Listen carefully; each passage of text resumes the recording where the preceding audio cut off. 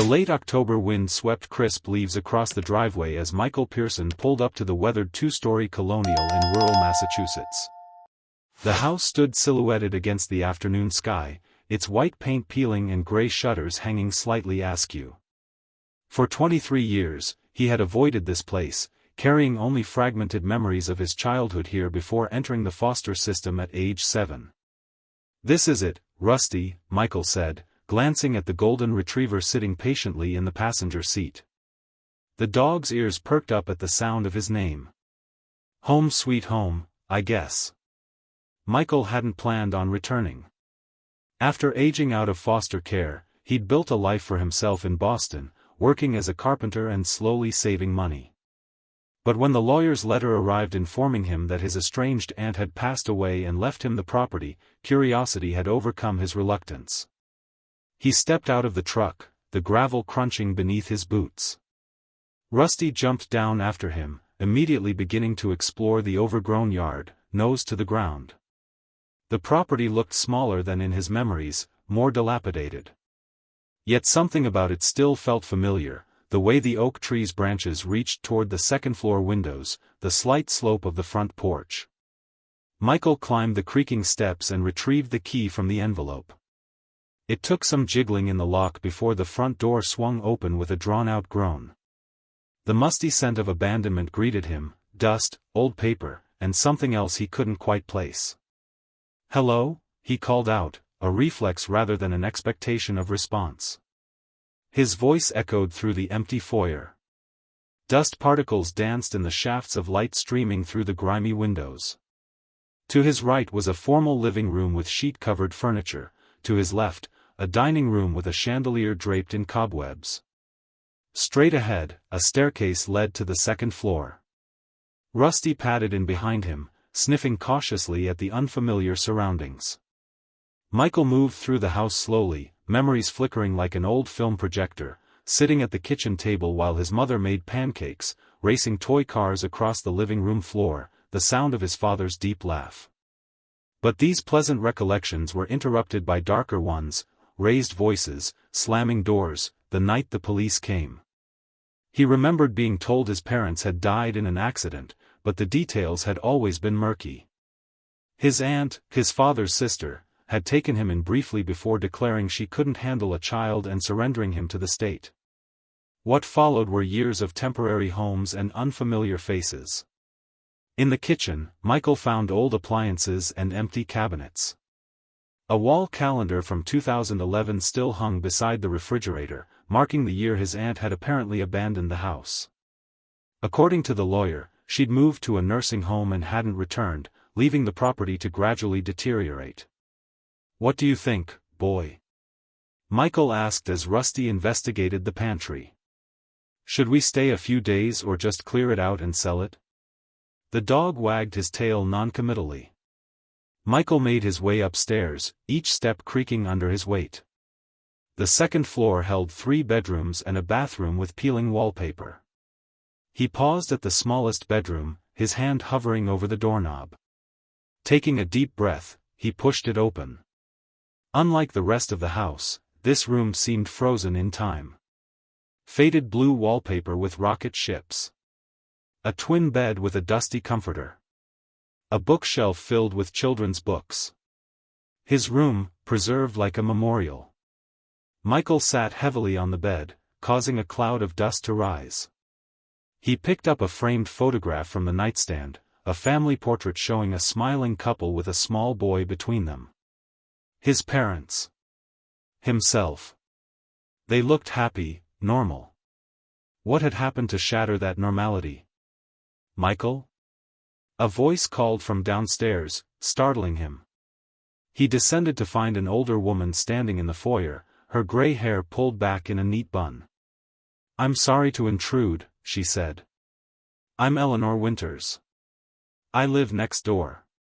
She gestured vaguely to the right. "I saw your truck and, well, I've been watching over this place for years, in a manner of speaking." "Nice to meet you," Michael replied, shaking her offered hand. "I inherited the house from my aunt." Eleanor's eyes widened. "You're little Michael." Margaret's nephew? Her expression softened. My goodness, I didn't recognize you. You were just a child when everything happened. Michael felt a tightness in his chest. When what happened, exactly? I don't remember much from back then.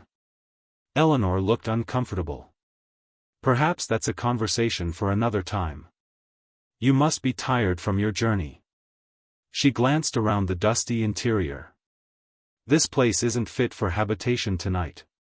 Why don't you come over for dinner, and I can make up the guest room for you? Before Michael could respond, Rusty came bounding in from the back of the house, barking excitedly. What is it, boy? Michael asked, following the dog into the living room where he was pawing at a section of the hardwood floor near the fireplace. Oh, he must have found a mouse or something, Eleanor said, her voice suddenly tense. Why don't we? But Michael was already kneeling beside Rusty, examining the floorboards. One of them seemed loose, slightly raised compared to the others. Curiosity piqued, he pressed down on one end, causing the opposite end to lift. Using his fingers, he pried up the board. In the narrow space beneath was a small, leather-bound book. A journal. What's this? Michael murmured, reaching for it. Eleanor's face had gone pale. Michael, perhaps you should leave that alone. But he had already opened the cover, revealing his mother's name written in flowing script on the first page, followed by a single sentence that made his blood run cold.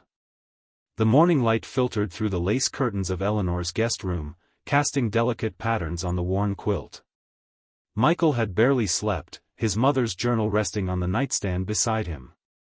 After finding it, Eleanor had insisted they leave the house, claiming it wasn't safe to stay there with the electrical wiring so outdated. But Michael had seen the fear in her eyes when he discovered the journal, and her sudden urgency to leave had only deepened his suspicions. He'd spent hours reading his mother's entries by flashlight, the pages yellowed with age but her handwriting clear and decisive. The journal began as ordinary reflections of a young mother, Michael's first steps, his father's promotion at work, recipes she wanted to try. But about halfway through, the tone changed dramatically. April 18, 1999, David found something in the company records that doesn't add up. He's been working late every night this week, says he can't talk about it yet, but I've never seen him this worried. May 3, 1999, David finally told me what he discovered. The chemical plant has been dumping waste into the river upstream from town. He has proof that management knows the chemicals are dangerous, but they've been covering it up. Several children in town have developed the same rare form of cancer. David's going to report it tomorrow. May 4, 1999, someone broke into our house while we were out. Nothing seems to be missing, but David's home office was ransacked. He's called the police, but I'm scared. The final entry was dated just 3 days before Michael's parents supposedly died in a car accident. May 7, 1999, they've been watching our house. David's boss came by today, tried to buy his silence with a promotion. When David refused, the threat was clear. We're sending Michael to stay with Margaret tomorrow while we meet with a journalist. If anything happens to me, know that it wasn't an accident. Michael closed his eyes, trying to process what he'd read. His father had uncovered environmental crimes at the chemical plant where he worked as an accountant. His parents hadn't died accidentally, they had been silenced. A soft knock at the door interrupted his thoughts. Eleanor entered carrying a breakfast tray, her expression guarded. "Did you sleep at all?" she asked, setting the tray on a small table by the window. Michael sat up, running a hand through his disheveled hair. "Not much. I was reading this." He held up the journal. Eleanor sighed, sitting on the edge of the bed. "I was afraid of that." "You knew, didn't you? About my parents?" She nodded slowly. "Not everything, but I suspected. Your father and my late husband were friends. Thomas worked at the same plant. After your parents died, he became paranoid, convinced he was being watched. 6 months later, he was diagnosed with the same cancer that was affecting children in town. He passed away within a year. Michael's hand tightened around the journal. The official story. A tragic accident on Route 16. Their car went off the bridge into the river. Eleanor's voice was flat. The town accepted it. It was easier that way. And my aunt? Why did she put me in foster care? Margaret was afraid. After your parents died, strange men came asking questions. She received threatening phone calls. She thought you'd be safer in the system, anonymous. Eleanor paused. She wasn't a strong woman, Michael. But she kept the house, never sold it. I think she always hoped you'd return someday. Michael got up and moved to the window, looking out at his childhood home next door. Rusty was in Eleanor's fenced backyard, chasing squirrels. The chemical plant, he said. Is it still operating? No. It closed in 2010. Financial troubles, they said. The town's been struggling ever since. And the pollution? The cancer cases? There was never any official investigation. Families moved away. People stopped talking about it. Eleanor joined him at the window. Your father was trying to do the right thing, Michael. They both were. Michael turned to face her. I need to know what happened. Really happened. Eleanor nodded. I thought you might say that. There's someone you should talk to. Daniel Mercer. He was the local reporter back then. He left town shortly after your parents died, but he's back now, retired. If anyone knows more, it would be him. After breakfast, Michael returned to the house, determined to search it thoroughly. Eleanor had given him Daniel Mercer's address, but Michael wanted to see if his father had left behind any evidence of his discoveries. The house felt different in daylight, less ominous but more melancholy. Rusty followed him from room to room as Michael methodically went through drawers and closets. In the master bedroom, he found old clothes, books, a few pieces of his mother's jewelry that his aunt had left behind. In what had once been his father's office, most of the furniture was gone, but a heavy oak desk remained. Michael examined it carefully, running his hands along the edges, checking for hidden compartments. Under the desk, he noticed a loose floorboard similar to the one in the living room. Prying it up revealed a sealed manila envelope. Inside was a USB drive that looked ancient by current standards, a handwritten note with a series of numbers that looked like coordinates, and several photographs showing industrial pipes dumping a dark liquid into a wooded area near water. Dad, Michael whispered, you left a breadcrumb trail. The sound of a car door slamming outside caught his attention. Through the window, he saw a black SUV parked at the curb. A man in a dark suit stood by the vehicle, surveying the house. Instinctively, Michael stepped back from the window, clutching the envelope. Rusty growled low in his throat, sensing his owner's tension. Easy, boy, Michael whispered, though his own heart was racing. The man walked to the front door and knocked firmly. Michael remained still, holding his breath. After several moments, the man returned to the SUV but didn't drive away. Instead, he appeared to make a phone call. Michael slipped the envelope into his jacket pocket and grabbed Rusty's leash. There was a back door that led to the yard, which connected to the woods behind the property.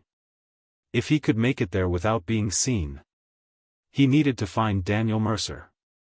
The man might have answers about what happened to his parents. And someone clearly didn't want those answers found.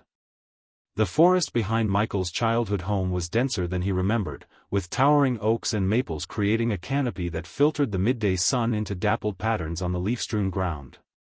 Rusty padded quietly beside him, occasionally looking up as if to ask why they were moving so urgently through the woods instead of taking the road. Michael checked his phone for the 20th time, confirming the directions Eleanor had given him to Daniel Mercer's cabin. The former reporter lived on the outskirts of town, having returned to write his memoirs after decades working for various newspapers across the country. According to Eleanor, Daniel had been investigating the chemical plant around the time of his parents' deaths. The weight of the manila envelope pressed against Michael's chest from the inside pocket of his jacket. Who was the man in the black SUV? How had he known Michael was at the house? The questions multiplied with each step, fueling his determination to reach Daniel. After 40 minutes of hiking, the trees thinned and Michael spotted a small cabin nestled against a hillside, smoke curling from its chimney. He approached cautiously, Rusty alert beside him.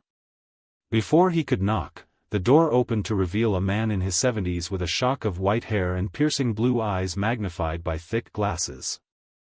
"I've been expecting you," the man said, his voice gravelly from years of smoking. "Eleanor called.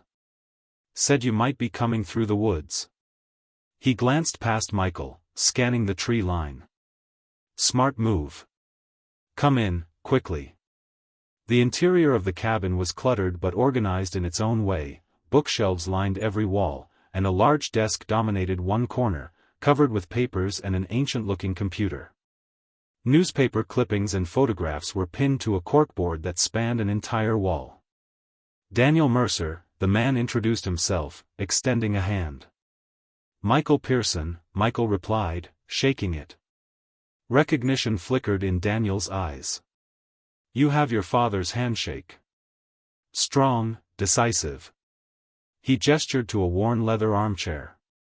"Sit. We have much to discuss."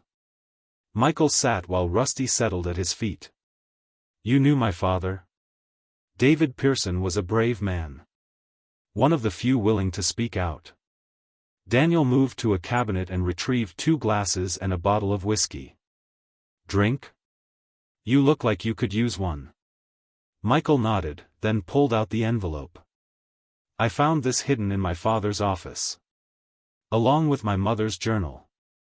Daniel's eyebrows rose as he handed Michael a glass. "May I?" he asked, indicating the envelope. Michael passed it to him. Daniel examined the contents, his expression growing graver with each item. When he reached the USB drive, he sighed heavily. "This could be what we've been waiting for all these years. The proof." He looked up at Michael. "Your father contacted me 3 days before he died. Said he had evidence that Northland Chemical was not only dumping toxic waste but had been aware for years that their chemicals were causing cancer clusters in the community." "That's what my mother's journal said," Michael confirmed. "He was going to meet with a journalist." "Was that you?" Daniel nodded. "We were supposed to meet at a diner in the next town over. He never showed. The next day, I heard about the accident." He took a long sip of his whiskey. "Except it wasn't an accident." "What happened?" Michael leaned forward, his hands tightening around his glass. "Official report said their car hydroplaned during a rainstorm, crashed through the guardrail on Westbrook Bridge. Bodies were recovered downstream 2 days later." Daniel's voice was clinically detached, a reporter reciting facts. "But there were inconsistencies. No skid marks on the road. Damage to the car that didn't match a simple hydroplane accident. And your father had called me just hours before, sounding panicked, saying someone had broken into their house again." Michael felt cold despite the fire crackling in the hearth. "You think they were murdered?" "I know they were," Daniel said firmly. "But I couldn't prove it. I kept digging, writing small pieces about the chemical plant, the cancer cases. 2 weeks later, my house was broken into, all my notes stolen. The next day, I was fired from the newspaper. Message received." His mouth twisted bitterly. "I left town, but I never stopped looking into Northland Chemical." "The plant closed years ago," Michael said. "The plant closed, but Northland Chemical became a subsidiary of Vertex Industries, a multinational corporation with operations in 30 countries. Daniel moved to his desk and pulled out a thick folder. "They've changed names, restructured, but the same people are at the top. And they're still just as dangerous." He spread photographs across the coffee table, more recent ones showing the abandoned chemical plant, satellite images of the surrounding area, and portraits of men in expensive suits at corporate events. This man, Daniel pointed to a silver-haired executive in one photo, is Richard Harmon. He was the plant manager when your father worked there. Now he's the CEO of Vertex's American operations. And this, he tapped another photograph of a younger man with cold eyes, is his son, James Harmon, head of security for Vertex. Michael picked up the photograph, studying the face. The man at my house today. I think this was him. Daniel's expression darkened. They're watching the house. They must have been alerted when you took possession of it. They're afraid of what you might find. He held up the USB drive. Like this. What do we do now? Michael asked. Daniel walked to his computer. First, we see what's on this drive. Then we. A sharp bark from Rusty interrupted him. The dog was standing at the window, hackles raised. Daniel moved quickly to peer through the curtains. Black SUV coming up the road. His voice was calm but urgent. Back door. Now. Michael grabbed his jacket as Daniel snatched the envelope and shoved it into a weathered backpack along with his folder. There's an old hunting cabin 2 miles north, Daniel said, leading them through the kitchen to a rear exit. Follow the creek upstream. I'll meet you there after dark. He pressed the backpack into Michael's hands. If I don't come, there's a name and number in the side pocket. A federal prosecutor I trust. Call her. You should come with us now, Michael insisted. Daniel shook his head. They can't know you were here. I'll stall them. He opened the door, checking to ensure the way was clear. Your father was my friend, Michael. I failed him once. I won't fail his son. Before Michael could protest further, Rusty barked again. Headlights swept across the front of the cabin. Go, Daniel urged. Find the truth. For your parents. Michael nodded, whistled softly to Rusty, and slipped into the gathering dusk, the weight of his father's legacy heavy in his hands. Darkness had fallen completely by the time Michael and Rusty reached the hunting cabin. The trek had been difficult. Following the creek upstream meant navigating slippery rocks and dense underbrush, all while trying to move quietly and staying alert for pursuers. Twice, Michael had heard vehicles on the nearby fire road, their headlights briefly illuminating the forest before moving on. The cabin was little more than a one-room shack, partially reclaimed by nature. Moss grew on the north-facing wall, and vines had worked their way through cracks in the wooden siding. Michael tried the door, finding it unlocked but swollen with moisture. It took his shoulder against the weathered wood to force it open. Inside, the air was stale and musty. Moonlight filtered through a small, grimy window, revealing sparse furnishings, a metal frame cot with a mildewed mattress, a small table with one chair, and a potbelly stove in the corner. A thick layer of dust covered everything, undisturbed for what looked like years. Well, Rusty, Michael whispered, it's not the Ritz, but it'll have to do. The golden retriever sniffed around the perimeter of the room before settling near the door, ears alert to sounds from outside. Michael found an old kerosene lamp on a shelf and, miraculously, a book of matches in a drawer. The lamp's wick was dry but serviceable, casting a warm glow throughout the cabin once lit. Michael sat on the lone chair and opened Daniel's backpack. The USB drive was decades old, would it still work? And even if it did, he had no way to access it here. He set it aside and examined the folder of documents Daniel had collected. Police reports of his parents' accident, heavily redacted. News clippings about the chemical plant. Medical records showing elevated cancer rates in the county. A map with red marks indicating homes where children had been diagnosed with rare cancers, all downstream from where Northland Chemical had allegedly been dumping waste. One document caught his attention, a partially burned memo on Northland Chemical letterhead, dated just 2 weeks before his parents died. Concerns about the effluent testing have been addressed. Results have been adjusted to meet regulatory requirements. The Pearson situation is being handled. No further documentation regarding Site B should be generated. The memo was signed R.H. Richard Harmon, the plant manager who was now a CEO. Michael felt a cold fury building inside him. The Pearson situation. His father, his mother, their lives reduced to a situation to be handled. He thought of his childhood in foster care, bouncing between homes, never belonging anywhere. All because his parents had tried to do the right thing. A sound outside made Rusty lift his head, a low growl forming in his throat. Michael quickly extinguished the lamp and moved to the window. In the distance, a flashlight beam swept through the trees. Then another. They were searching the woods. Michael gathered the documents, stuffing them back into the backpack. He needed to move, but where? The cabin was remote, but it wouldn't take long for a systematic search to find it. And Daniel still wasn't here. Had something happened to him?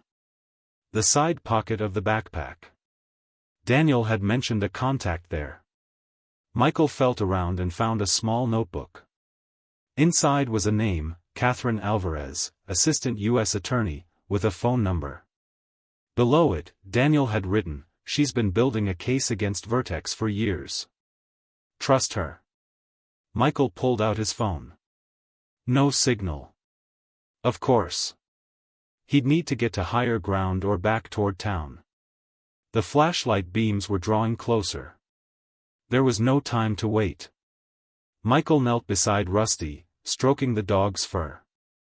"We need to move, boy," he whispered. "Quiet now." They slipped out the back window, which was barely large enough for Michael to squeeze through.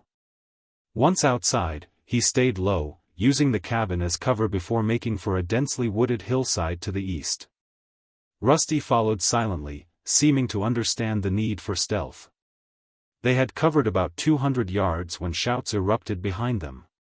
The hunting cabin had been discovered. "Check the surrounding area. He can't be far." Michael and Rusty quickened their pace, scrambling up the hillside. The terrain was working in their favor. Rocky outcroppings and thick pine stands provided cover and made following difficult. After 20 minutes of hard climbing, Michael paused, his breath coming in ragged gasps. Looking back, he could still see flashlights near the cabin, but they hadn't yet started up the hill. His phone showed 1 bar of signal. Not great, but maybe enough. Michael dialed the number from Daniel's notebook. After 3 rings, a woman answered, her voice alert despite the late hour. "This is Alvarez." "My name is Michael Pearson," he said quickly. "Daniel Mercer gave me your number. He said you'd help me." A pause. "Where is Daniel now?" "I don't know. We were separated. There are people after us, after me. They were at his cabin." Another pause, longer this time. "Where are you now?" Michael hesitated. Could he trust her? Daniel seemed to think so, but Michael had just discovered that his parents' deaths weren't what he'd been told. Trust wasn't coming easily. "I'm in the woods," he said finally. "North of town. There's a hunting cabin." "I know it," Alvarez interrupted. "Listen carefully. 2 miles east of the cabin is an old fire watchtower. It's abandoned now, but there's a ranger station at its base that's still maintained. Get there. I can have people to you in 3 hours. How do I know I can trust you? Your father had evidence of illegal dumping by Northland Chemical. The company's security chief, James Harmon, was seen in the area the day your parents died. I've been trying to build a case against Vertex Industries for years, but witnesses disappear, evidence gets contaminated." Her voice softened slightly. "Daniel and I have been working together on this for a long time, Mr. Pearson. If he trusted you with my number, then you're part of this now." The connection crackled, the signal weakening. Michael needed to decide. "The fire tower," he confirmed. "I'll try to get there. Be careful." These people. The call dropped. Michael stared at the phone for a moment before slipping it back into his pocket. East, she'd said. Toward the rising sun.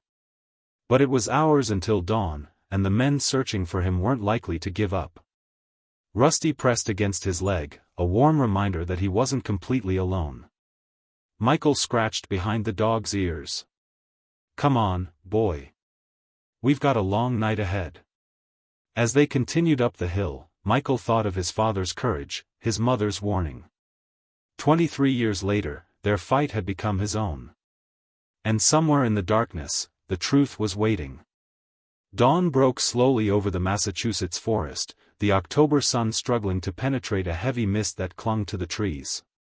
Michael had been hiking through the night, stopping only for brief rests when exhaustion threatened to overtake him. Rusty had kept pace admirably, though the dog's normally bouncy step had slowed to a steady plod.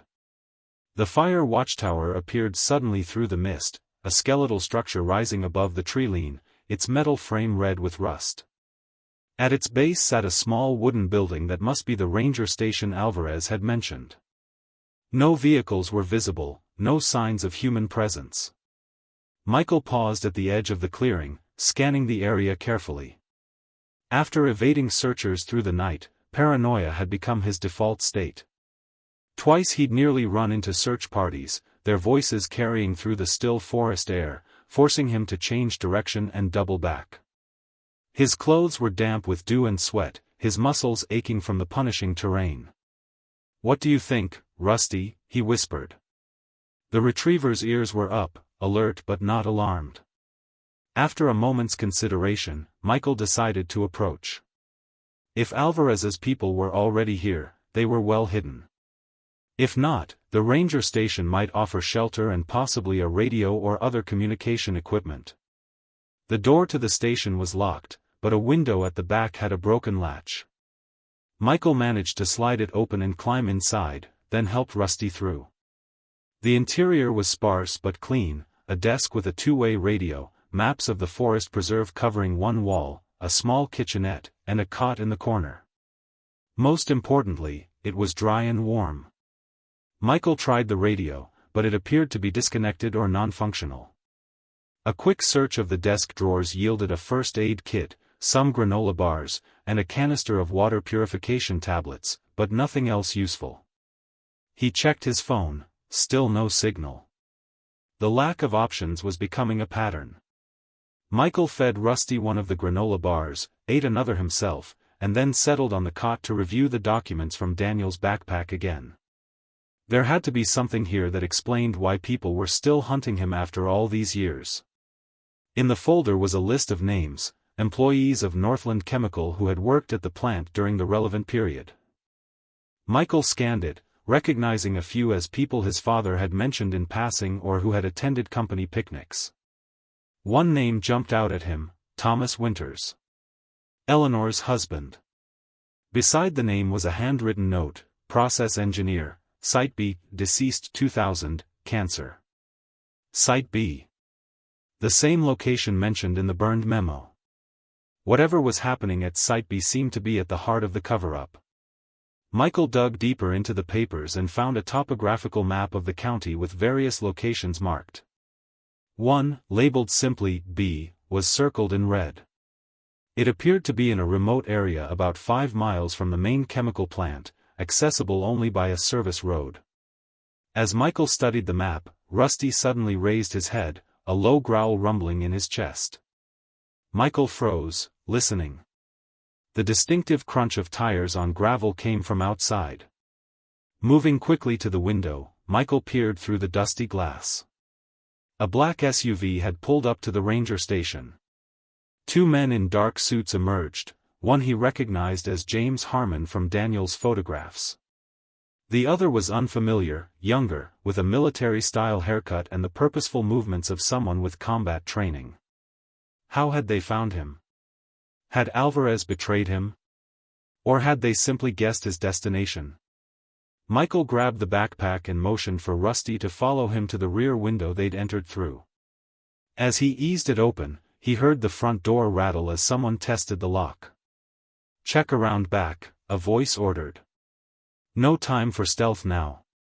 Michael pushed Rusty through the window and followed quickly behind, landing heavily in the dirt. 20 yards of open ground separated the station from the base of the watchtower.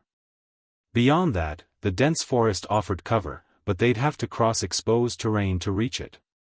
"There!" The shout came from the side of the ranger station as the younger man spotted them. Michael ran for the tower, Rusty at his heels. The metal staircase circling the structure looked ancient, but it was their only option. Michael started climbing, calling for Rusty to follow. The retriever hesitated briefly before bounding up the stairs behind him, metal treads clanging under his paws. "He's heading up the tower." The voice below was followed by the distinctive sound of a gun being cocked. Michael climbed faster, the backpack thumping against his back. The staircase spiraled upward, rust flaking off under his grip. 50 feet, 75 feet, 100 feet, the observation cabin at the top grew closer. A sharp report echoed through the forest, a gunshot. Michael felt something ping off the metal near his hand. They were shooting at him. "Rusty, come on," he urged, the dog only a few steps behind him now. The observation cabin was a small, glassed-in room offering a 360-degree view of the surrounding forest. Michael tumbled inside, Rusty following. The door had no lock, but there was an old wooden chair that Michael wedged under the handle. Below, the men had reached the base of the tower and were starting up the stairs. Michael looked around frantically for another escape route. There was none, they were trapped at the top of a 100-foot tower. The backpack. The evidence. That's what they wanted. Michael pulled out his phone again, still no signal. He was about to put it away when he noticed something. The tower's height had placed him above the tree line. Looking to the west, he could see the distant outlines of buildings. The town. And on his phone screen, one bar had appeared, then two. He dialed Alvarez's number again, heart pounding as the men drew closer, the metallic clang of their footsteps growing louder. "Alvarez," came the crisp answer. "It's Michael Pearson," he said urgently. "I'm at the fire tower. Harmon's men found me. They're coming up the stairs right now." "We're 10 minutes out," she replied, her tone shifting to urgent. "Can you hold them off?" The first man had reached a landing just 20 feet below the cabin. Michael could see his face now, cold, determined. "I don't think so," he admitted. "But I have the evidence. All of it." "Listen to me," Alvarez said firmly. "The evidence is critical, but your safety is paramount. We need you alive to testify." A loud thud shook the door as someone rammed into it from outside. The chair wobbled but held.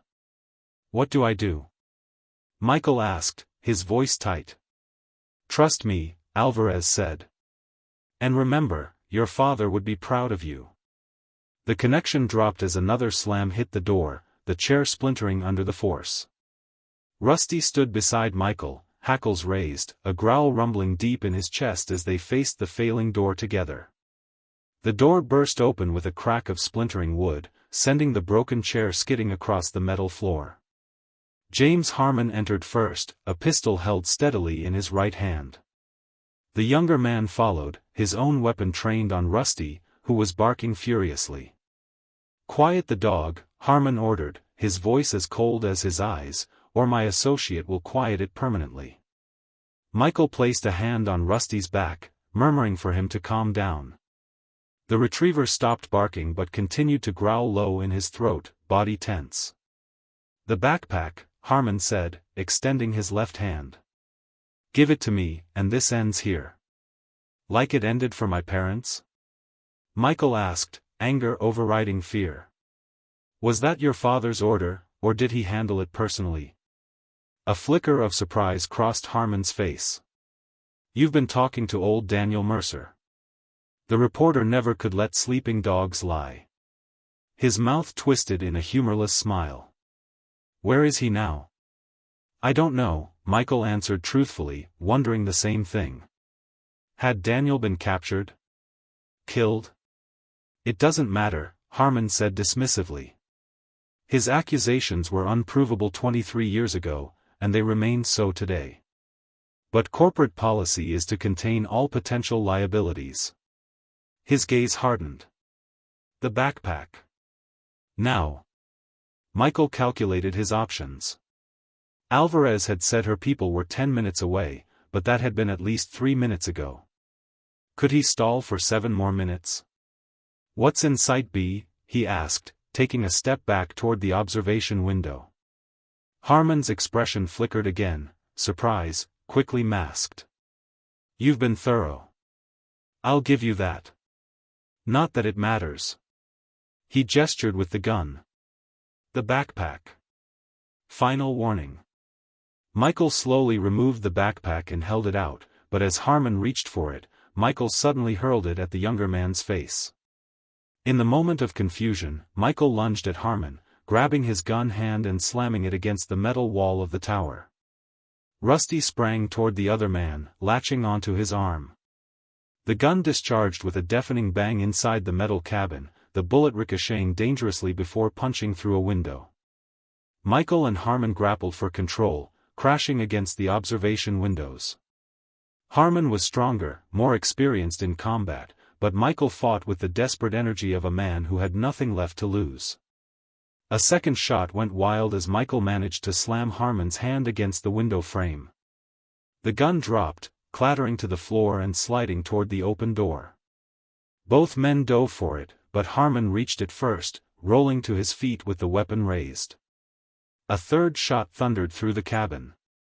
Michael flinched, expecting pain, but it was Harmon who stumbled backward, a look of shock on his face as blood spread across his shoulder. In the doorway stood Eleanor Winters, a hunting rifle in her steady hands. "That's enough, James," she said, her voice firm despite her age. The younger man was on the floor, Rusty still gripping his arm, his own gun kicked away to the corner. "Mrs. Winters?" Michael said in disbelief. Eleanor stepped into the cabin, keeping the rifle trained on Harmon. "I'm sorry I couldn't tell you everything, Michael. I wasn't sure who to trust after all these years." Her eyes never left Harmon. "Call off your dog. We need answers, not corpses." Michael commanded Rusty to release the man, who immediately clutched his bleeding arm, glaring at the dog. "You've made a mistake, old woman," Harmon said, pressing his hand to his wounded shoulder. "You have no idea what you're involving yourself in." "I know exactly what I'm involved in," Eleanor replied coldly. "My husband worked at Site B. He died because of what happened there, what your father covered up." She glanced at Michael. "Thomas kept records. He hid them before he got too sick. I've been waiting for the right moment, the right person to share them with." The wail of sirens became audible in the distance, growing louder. "That'll be the FBI," Eleanor said with grim satisfaction. "Your father's influence doesn't extend quite as far as it used to, James." Harmon's face contorted with rage. "You think this ends with me? With my father? Vertex has shareholders, board members, politicians in their pocket. They'll bury this like they buried it before." "Not this time," said a new voice as Catherine Alvarez appeared in the doorway, badge in hand, flanked by 2 armed agents. "We have witnesses now. And evidence." She looked at Michael. "Your father's former colleague Marcus Simmons came forward last night. He's been sitting on copies of the same data your father discovered for 23 years, too afraid to use it. Daniel's visit to him yesterday changed his mind." "Daniel?" Michael asked. "Is he safe?" Alvarez confirmed. "Under protection. He said to tell you he kept his promise this time." As the agents took Harmon and his associate into custody, Alvarez turned to Eleanor. "Mrs. Winters. Daniel mentioned you might get involved, but I didn't expect this." She nodded toward the rifle. Eleanor handed the weapon to one of the agents. My husband taught me to shoot before the war. Said a woman alone should know how to protect herself. She straightened her cardigan with dignity. I've been watching that house for 23 years, waiting for Michael to return. I wasn't about to let history repeat itself. Outside, the forest was alive with activity, FBI vehicles, agents securing the area, paramedics attending to Harmon's wound before he was placed in a squad car. Alvarez led Michael, Rusty, and Eleanor to her SUV.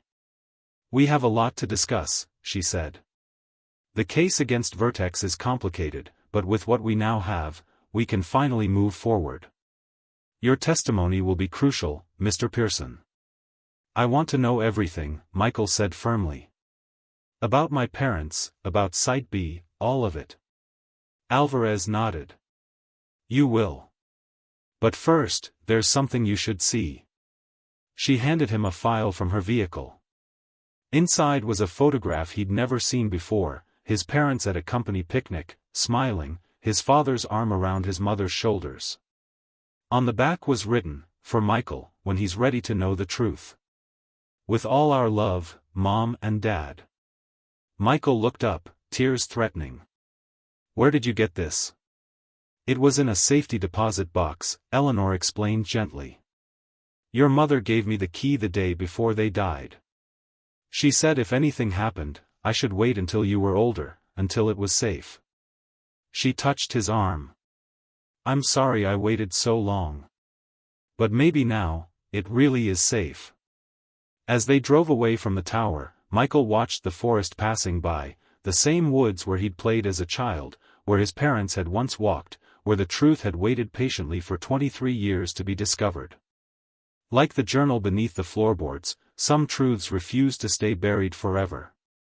3 days after the confrontation at the fire tower, Michael stood at the edge of a chain-link fence, its rusted, "No trespassing" signs hanging askew. Beyond stretched an industrial wasteland, concrete foundations where buildings once stood, the skeletal remains of storage tanks, and a collection of sealed drums marked with faded hazard symbols. This was Site B, the secret disposal facility that had cost his parents their lives. Northland Chemical purchased this land in 1986, off the books, explained Marcus Simmons, a thin man in his 70s who had once worked alongside Michael's father. He gestured to the abandoned facility. It was listed as a storage annex, but its real purpose was to dispose of chemicals that were too dangerous or expensive to process properly at the main plant. Michael studied the man who had been his father's colleague and, apparently, friend. Simmons had the haunted look of someone who had carried a terrible secret for decades, his eyes perpetually darting around as if expecting danger from any direction. Despite FBI protection, old fears died hard. Why didn't you come forward sooner? Michael asked, unable to keep a hint of accusation from his voice. Simmons looked down. Fear. After your parents, after what happened, Richard Harmon made it clear that anyone who spoke up would suffer the same fate. I had a family. He met Michael's eyes. I'm not proud of my silence, but I did preserve your father's evidence. I just never found the courage to use it. Alvarez stood a few paces away, supervising FBI technicians in hazmat suits who were collecting soil and water samples from the site.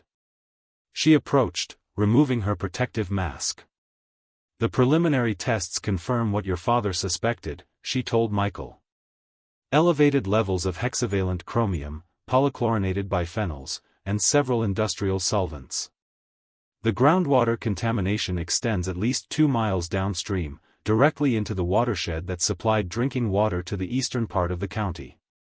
Where most of the cancer cases were reported, Michael said, remembering the map in Daniel's files.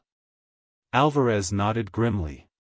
We've obtained a warrant for Vertex Industries' corporate records going back 30 years. Their legal team is fighting it, but we have enough to push through. The documents you found, combined with Marcus's testimony and the environmental evidence, make a compelling case.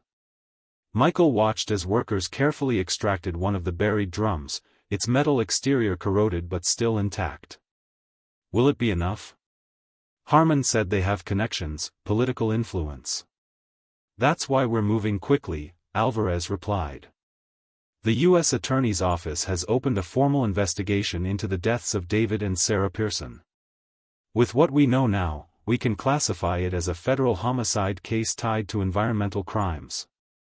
Eleanor, who had insisted on accompanying them to the site, stood silently by Michael's side.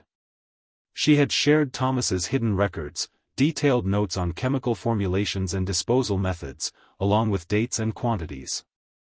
Her husband had documented everything, perhaps knowing his exposure would eventually kill him. "Your father came to me first," Simmons said suddenly. "When he discovered the financial discrepancies, money being funneled to maintain this site long after it was supposedly decommissioned. He asked me to verify the chemical data because of my background in environmental engineering." His voice grew strained. "I confirmed his suspicions, told him the contamination levels were lethal with prolonged exposure. We agreed to gather more evidence before going public." "But someone found out," Michael said. Simmons nodded. "We were careful, but Harmon had people everywhere. Security cameras, phone monitoring.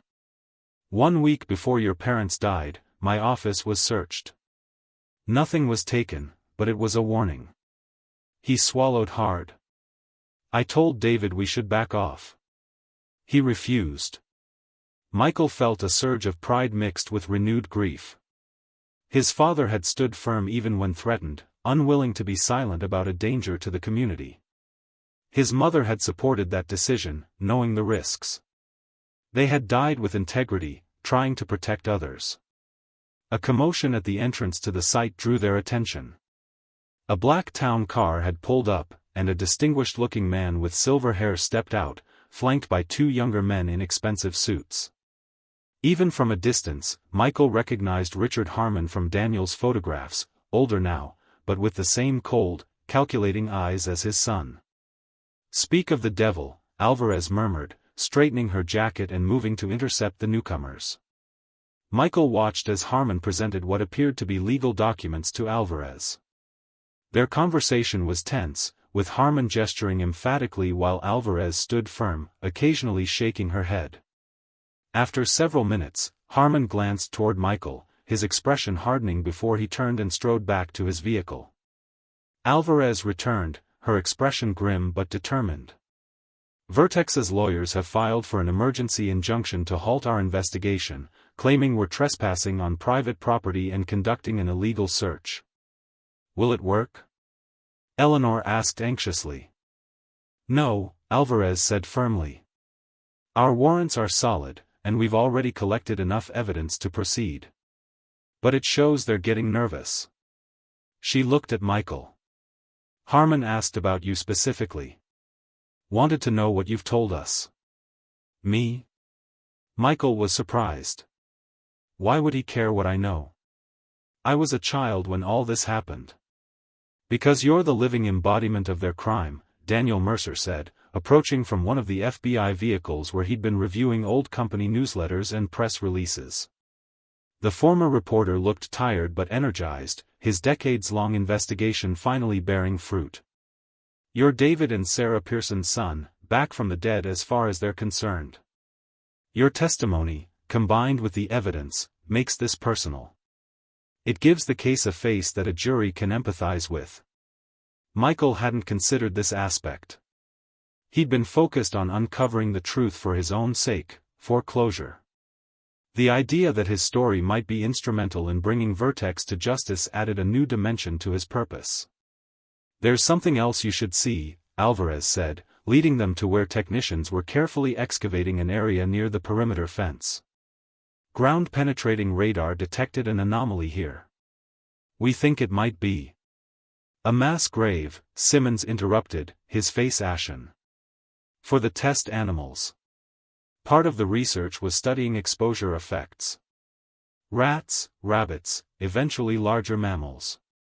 When they died, they were buried here to hide the evidence." Michael felt sick. The scale of the cover-up, the callous disregard for life, animal and human, was staggering. How many people had suffered and died from cancers caused by these chemicals? How many families had been destroyed, like his own. As the sun began to set over Site B, casting long shadows across the contaminated ground, Michael made a silent promise to his parents. Their fight would finally see justice. The truth they died for would come to light. And their son would make sure the world knew their names. 18 months later, Michael stood at the back of a crowded federal courthouse, watching as Richard Harmon was led away in handcuffs. The jury had taken less than 6 hours to return guilty verdicts on all counts: conspiracy, obstruction of justice, environmental crimes, and, most significantly, 2 counts of murder for hire in the deaths of David and Sarah Pearson. The trial had lasted 11 weeks, with Michael testifying for 3 grueling days. Facing Richard Harmon across the courtroom, recounting the childhood stolen from him, the years spent in foster care never knowing why his parents had died, it had been the hardest thing he'd ever done. But with Eleanor, Daniel, and even Rusty, waiting outside the courthouse, supporting him, he had found the strength. The prosecution's case had been methodical and devastating. Marcus Simmons testified about the cover-up, providing damning details about Harmon's direct orders to dispose of toxic waste illegally. Thomas Winter's hidden records, preserved by Eleanor for 2 decades, established a timeline of contamination that aligned perfectly with the cancer clusters. Most damning was the testimony of Harmon's former security chief, who, facing his own lengthy sentence, had agreed to cooperate. He described in chilling detail how Harmon had ordered the accident arranged for the Pearsons, including the tampering with their car's brake lines and the removal of evidence from the scene. James Harmon had accepted a plea deal, testifying against his father in exchange for a reduced sentence. Michael wasn't entirely satisfied with that arrangement, but Alvarez had explained the strategic necessity. The son's testimony had been crucial in establishing his father's direct involvement in the murders. Outside on the courthouse steps, reporters swarmed around Alvarez as she delivered a statement. Michael hung back, still uncomfortable with the media attention. The case had become national news, a David versus Goliath story of corporate malfeasance and a son's quest for justice. Daniel Mercer found him in the crowd, the former reporter looking more at peace than Michael had ever seen him. "Your parents would be proud," he said simply, clasping Michael's shoulder. Michael nodded, emotion tightening his throat. "Thank you. For never giving up. Some stories need to be told, no matter how long it takes." Daniel glanced toward where Alvarez was fielding questions. "The EPA is designating Site B as a Superfund location. Cleanup will take years, but at least it's happening." "And the medical fund?" Michael asked. "Established as part of the settlement. $20 million to provide care for affected families and fund research into treatments." Daniel smiled slightly. "Your idea of naming it after your parents and Thomas Winters was perfect." The Pearson Winters Environmental Justice Fund had been Michael's condition for accepting the civil settlement from Vertex Industries. The corporation, facing criminal convictions of its former executives and devastating civil liability, had agreed to the terms rather than face a jury that might have awarded far more. Eleanor approached, leaning slightly on a cane but still remarkably spry for her age. "The media circus is dying down," she reported. "Catherine says we can leave through the side entrance if we'd prefer to avoid the cameras." Michael nodded gratefully. Despite becoming the public face of the case, he still valued his privacy. They made their way through the courthouse to where Alvarez was waiting with a car. Rusty, who had been staying with one of the FBI agents during the day's proceedings, bounded toward Michael, tail wagging furiously.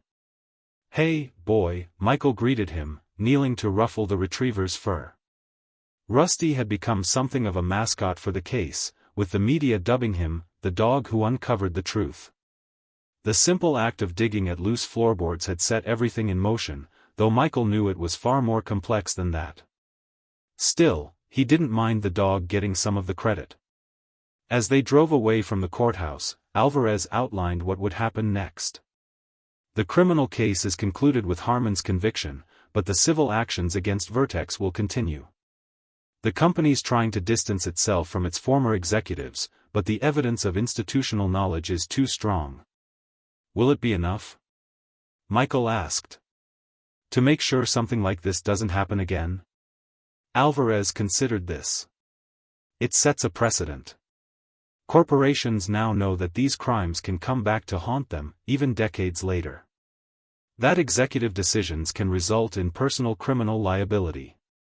She glanced at him in the rearview mirror. It won't bring back those who were lost, but it might save others in the future.